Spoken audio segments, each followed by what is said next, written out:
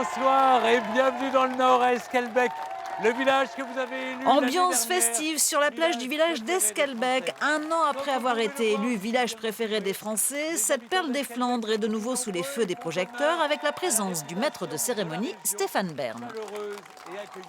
La tradition, c'est aussi de revenir dans le village qui a gagné l'année précédente pour annoncer le nom du village qui va gagner dans l'année en cours. Et donc, il se trouve que j'étais venu à Esquelbecq pour tourner, ne sachant pas que Esquelbecq allait gagner. Un an après, le chef d'orchestre est toujours sous le charme de cette commune de 2000 habitants. J'ai beaucoup aimé ce village et je suis très heureux de revenir.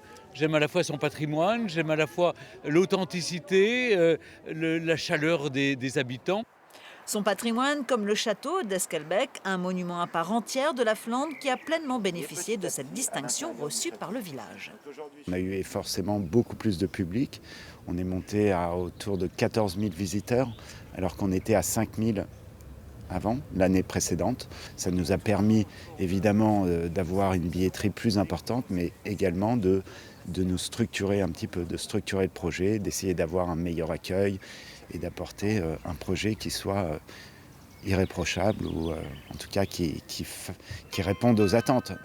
Et les visites au château ne sont pas les seules retombées positives de cette année particulière.